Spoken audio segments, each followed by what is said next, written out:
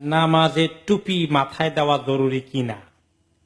টুপি মাথায় দেওয়া নামাজের মধ্যে কোনো শর্ত ফরজ এই জাতীয় কোনো কথা কোনো হাদিসে আসে নাই, কিন্তু স্বাভাবিকভাবেই মুসলমানদের জন্য টুপি মাথায় দেওয়াটা ভালো। নামাজের সময়ে যেমন সেটা ভালো, অন্য সময়েও ভালো। এটা নবী করিম সাল্লাল্লাহু আলাইহি ওয়াসাল্লাম দিয়েছেন প্রায়ই। অবশ্য কোনো কোনো সময় তিনি টুপি মাথায় দেনও নাই, কোনো সময় দিয়েছেন। এমনকি যখন টুপি মাথায় থাকতো নামাজের সময় টুপি খুলে সোতরার মতো সামনে রাখতেন। সোতরা বুঝেন? মাঠে ময়দানে নামাজ পড়লে যদি কুকুর সামনে দিয়ে যায় বা অন্য কোনো মানুষ সামনে দিয়ে না যায়, সামনে একটা লাঠির মতো ছাতির মতো কিছু একটা উঁচু খাড়া করে দেওয়া দরকার।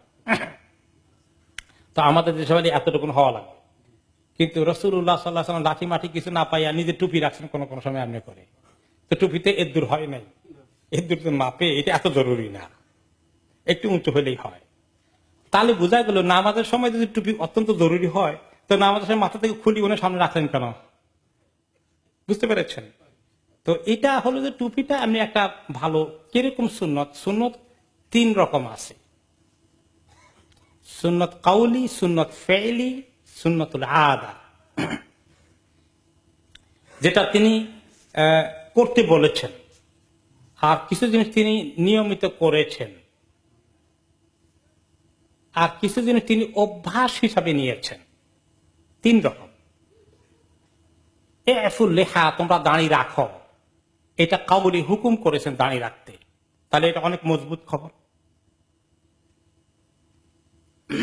ফেলি, যেগুলো তিনি করতেন নিয়মিত, যেমন তিনি মিসওয়াক করতেন, নিয়মিত মিসওয়াক করেছেন। থ্যাংক ইউ, সুন্দর এক্সাম্পল। আবার মিসওয়াকের কথা হুকুম দেন নাই, খালি বলেছেন যদি কষ্ট না হইতো উম্মতের এটা পালন করতে, তাহলে অর্ডার দিতাম যে অবশ্যই মিসওয়াক করতে হবে প্রত্যেক নামাজ শুরু করার আগে। দেন নাই, কিন্তু তিনি নিয়মিত করেছেন। এই জন্য করাটা ভালো এবং উচিত। তিন নম্বর হচ্ছে যে তিনি করতে বলেনও নাই, একদম সবসময় রেগুলার করেনও নাই, কিন্তু প্রায়ই করেছেন। ওনার এটা অভ্যাস ছিল নিয়মিত।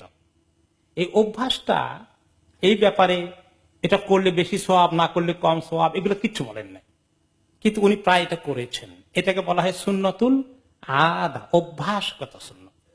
তো এটা 3 নম্বর লেভেলে, কথাটা 1 নম্বর হাই লেভেলের সুন্নত। তার চেয়ে নিচে ওনার রেগুলার কাজ যেটা নিয়মিত করে গেছেন, সেটা 2 নম্বরের দিক থেকে, লেভেলের দিক থেকে। 3 নম্বর অভ্যাসওয়ালা গুলো। তো অভ্যাসওয়ালাটা যেহেতু উনি বলেন নাই, না করলে কোনো গুনাহ হবে না, কিন্তু করলে কি হবে? সওয়াব হবে। বুঝে আসছে? এখন কেউ টুপি মাথায় না দিলে আসলে গুনাহ হবে না, কিন্তু মাথায় দিলে কি হবে? সওয়াব হবে। বুঝে আসছে?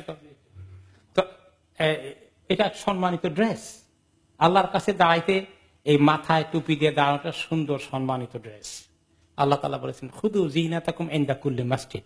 তোমরা যখনই সেজদায় যাবা, নামাজে যাবা, মসজিদে যাবা বা ঘরেও নামাজ পড়বা, তখন সুন্দর পোশাক পরে আল্লাহর কাছে দাঁড়াও, সুন্দর পোশাক পরে নামাজ পড়ো। তা আমরা যখন নামাজ পড়ি ঘরের মধ্যে, সবচেয়ে অসুন্দরটা নিয়েই পড়ি বোধ হয়, ওই সময় কিন্তু সুন্দর পোশাক পরে নামাজ পড়া ভালো। যাদের ভালো আন্ডারস্ট্যান্ডিং আছে তারা নামাজ পড়তে দাঁড়াইলে মোটামুটি সুন্দর কাপড় পরে দাঁড়ান, 1 লাখ ঘরে নামাজ পড়লেও। কারণ আল্লাহ বলেছেন সেজদার সময়, নামাজের সময় সুন্দর পোশাক পরে আসো। আল্লাহর হুকুম 2 রকম। হ্যাঁ, আবার আল্লাহর হুকুম তো ফরজ হয়ে যায়। আল্লাহর হুকুম 2 রকম, একটা হলো ফরজ, আর একটা হলো ফরজ না, এটা করা ভালো। আর কাছে ভালো না করার এখতিয়ার আছে, যেমন কোরআন শরীফে আছে। আপনারা তো এবারে উসুলে ফিকহ নিয়ে গেছেন আমাকে, টাফ সাবজেক্টে। উসুলে ফিকহে একটা মাসালা আছে যে আল আমরু লিল উজুব, মুরব্বিতে বলছেন ফরজ। আল্লাহর হুকুমটা জেনারেলি কোন কোন সময় যখন আল্লাহ হুকুম দেন সেটা ফরজ, কিন্তু কোন কোন সময় ফরজ থেকে বেরিয়ে আসে, নফল হতে পারে, অপশন হতে পারে। এটার এক্সাম্পল কোরআন শরীফে আছে। আল্লাহ তাআলা বলেছেন ওয়াইদা হালালতুম ফাসতাদু, তোমরা যখন ইহরামের হালতে থাকো তখন শিকার করা যায় আছে নাকি? আমরা প্রায় হজ তালিমে বলি যদি এখন শিকার করার কোনো প্রশ্ন নাই, আগের জমানায় যখন হজে আসতেন শিকার করতে করতে রাস্তায় ওনারা খাওয়ার জন্য এত খাবার আনতে পারতেন না। হরিণ পাওয়া গেলে শিকার করতেন, বন গরু পাওয়া গেলে শিকার করে জবাই করে খেতেন। কিন্তু এহরামের হালতে আল্লাহ তাআলা শিকার করে খাওয়া এটাকে নিষেধ করেছেন, তাহলে এহরাম ভঙ্গ হয়ে যাবে, দম দেওয়া লাগবে। এরপরে আল্লাহ তাআলা বলেছেন যখন তোমাদের এহরামের কাজ শেষ হয়ে যায়, যখন হালাল হয়ে যায়, ফাস্তাদু, তখন শিকার করো। এখন আল্লাহ তো হুকুম দিচ্ছেন যখন হালাল হয়ে যাও এহরাম খুলে বেড়া তখন শিকার করো। এই শিকার করা ফরজ নাকি? এখানে অনুমতি দেওয়া, পারমিশন দেওয়া, এখতিয়ার দিয়েছেন, অ্যালাউড আছে। তাহলে আল্লাহর হুকুমগুলোর মধ্যেও অনেকগুলোই ক্ষেত্রেই এগুলোর অপশন আছে। যখন বলবেন সল্লু, আকিমুস সালাহ, আতুজ যাকাত, এই হুকুমগুলা কি ফরজ।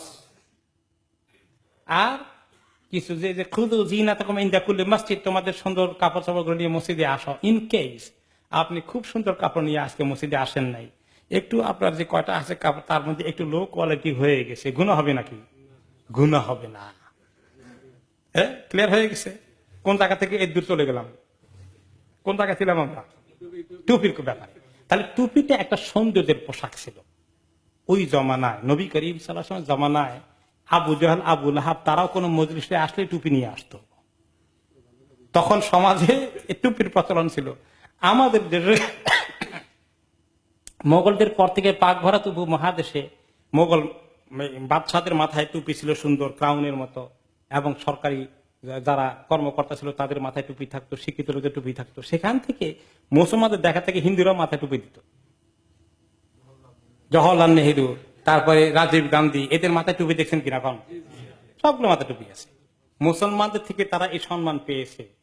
এখন মুসলমানরা আমরা পরে এই সম্মান উঠে গেছে, আমরা ইউরোপিয়ানদের অনুসরণ করতে গিয়ে মাথা থেকে টুপি ফালাই দিয়েছি। এটা সম্মানের লেবাস ছিল, এদিক থেকে গুরুত্ব আছে, নো ডাউট। কিন্তু যেটা লোকেরা মনে করে টুপি ছাড়া নামাজ হয় না, এবং টুপি না থাকলে রুমাল একটা পকেট থেকে বাইরে করে মাথায় বাঁধার যে খেয়াল আছে, এগুলো হাস্যকর বিষয়। কোন দেশে দেখছেন নাকি এগুলা?